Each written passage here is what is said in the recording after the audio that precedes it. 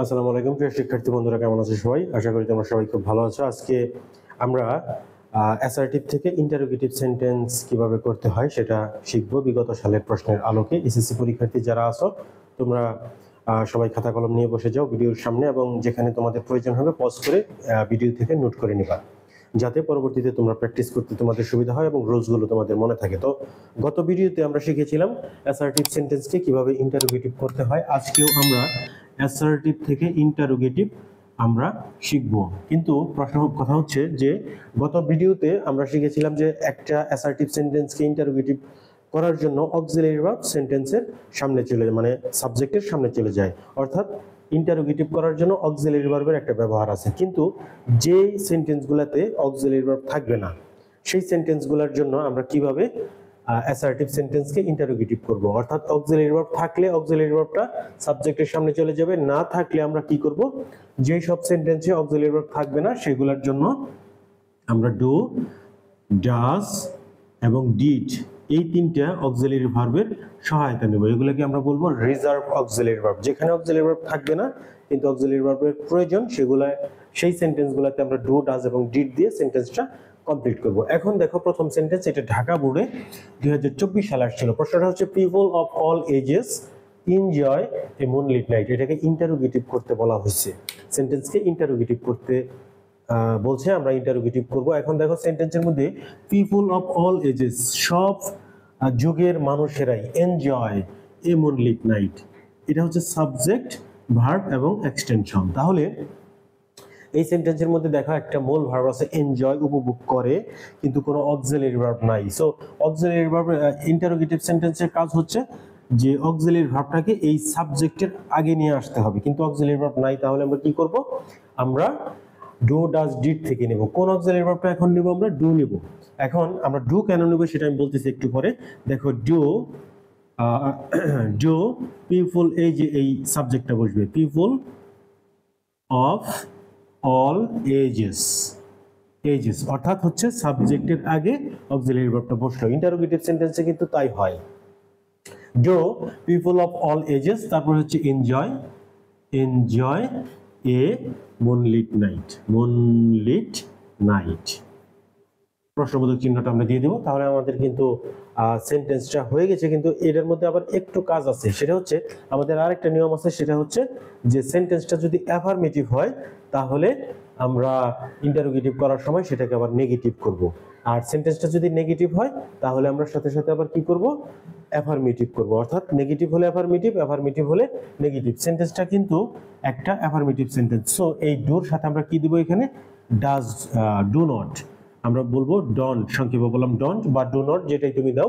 Don't people of all edges enjoy a moonlit night, সব যুগের মানুষেরাই কি চাঁদনি রাত উপভোগ করে না, মানে না করার মাধ্যমে এখানে জোর দিয়ে বলা হয়েছে যে অবশ্যই তারা উপভোগ করে। যেহেতু অ্যাফার্মেটিভ সেহেতু আমরা নেগেটিভ করব। সো দেখো সেন্টেন্সের মধ্যে অক্সিলারি ভার্ব না থাকার কারণে আমরা ডু, ডাজ, ডিড থেকে একটা অক্সিলারি ভার্ব নিয়ে সেন্টেন্সটা ইন্টারোগেটিভ করলাম।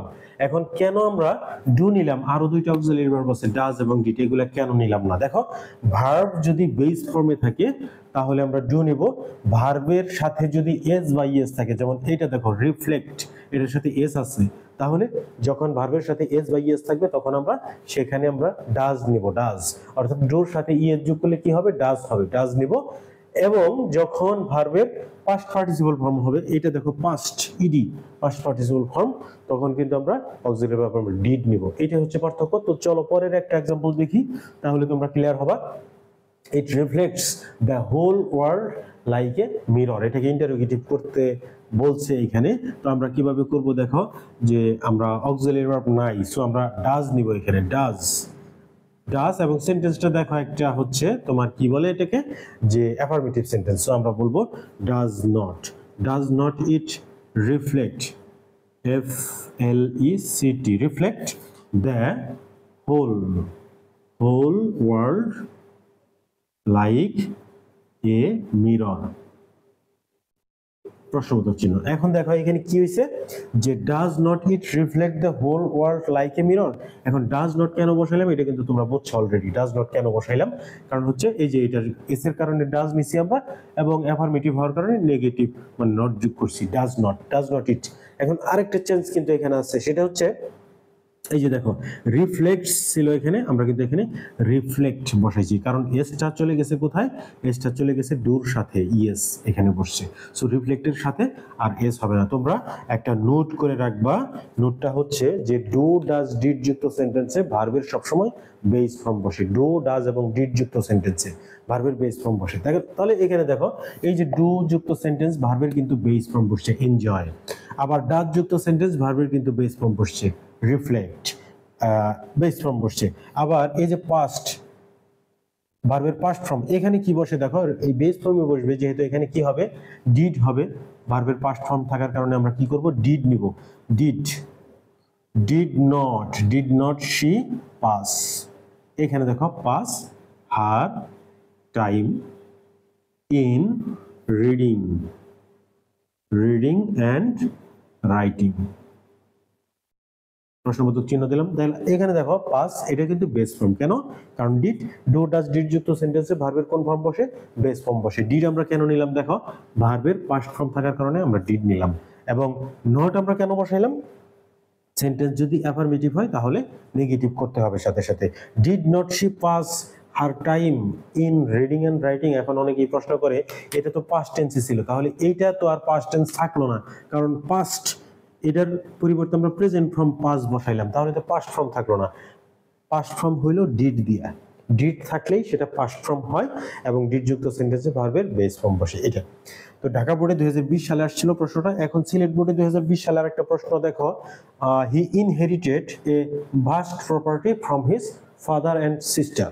এখন এখানে আমরা কি করব, ভার্বের কোন ফর্ম, এটা পাস্ট ফর্ম, কোন অক্সিলারি ভার্ব নেব, অক্সিলারি ভার্ব তো আমাদের লাগবে নাই, তাহলে আমরা ডিড নিব। ইনহেরিটেড যেহেতু পাস্ট ফর্ম, তাহলে আমরা বলবো ডিডেন্ট বা ডিড নট, যাই বলো তুমি, ডিডেন্ট হি ইনহেরিট, HERITE, তাহলে এইটা কিন্তু বেস ফর্ম হইল। Didn't he inherit A vast property from his father and sister. প্রশ্নবোধক চিহ্ন কিন্তু আমাদের দিয়ে দিতে হবে, যেহেতু সবগুলো আমরা করতেছি ইন্টারোগেটিভ সেন্টেন্স। তো এর আগের যে ভিডিওটা আমরা ইন্টারোগেটিভ সেন্টেন্স শুরু করছিলাম, যেখান থেকে মানে অ্যাফার্মেটিভ থেকে ইন্টারোগেটিভ কিভাবে করতে হবে, সেখানে কিন্তু দেখছো তোমরা যে প্রত্যেকটা সেন্টেন্সের মধ্যে অক্সিলারি ভার্ব ছিল, সেই অক্সিলারি ভার্বকে সাবজেক্টের সাথে সামনে নিয়ে গেছি, এবং এই যে অ্যাফার্মেটিভ থাকলে নেগেটিভ বা নেগেটিভ থাকলে অ্যাফার্মেটিভ, এগুলো কিন্তু করছি। তো এই সব সেন্টেন্সগুলোর মধ্যে অক্সিলারি ভার্ব নাই, সো এগুলাতে অক্সিলারি ভার্ব না থাকলে ডু ডাজ এবং ডিড সামনে নিয়ে তারপরে ইন্টারোগেটিভ করতে হবে। যেহেতু ইন্টারোগেটিভ করার নিয়মই হচ্ছে এটা যে অক্সিলারি ভার্ব সাবজেক্টের সামনে বসাইতে হবে, অক্সিলারি ভার্ব দিয়েই সেন্টেন্সটা শুরু হবে, এরকম আর কি, এবং শেষে প্রশ্নবোধক চিহ্ন বসবে। তো এই তো হচ্ছে ভিডিও, একটা করে রোলস প্রত্যেকটা ভিডিওতে আমরা আলোচনা করি। তো প্রত্যেকটা রোলস আমি খুব মানে বিস্তারিত ডিটেলস বোঝানোর চেষ্টা করি, যেহেতু একটা মাত্র রোজ যে একটা ভিডিও হয়, এই জন্য তোমরা এই রোজটা প্র্যাকটিস করবা, খাতায় নোট করবা, ভিডিওটা পজ দিয়ে যেখানে প্রয়োজন তোমরা নোটগুলো খাতায় লিখে রাখবা, এবং তোমাদের প্রশ্ন কোনো থাকলে কমেন্ট করে জানাবা। তোমাদের ভিডিওটা দেখার জন্য অসংখ্য ধন্যবাদ। আসসালামু আলাইকুম, দেখা হবে খুব শীঘ্রই আরেকটা ভিডিওতে। Thank you.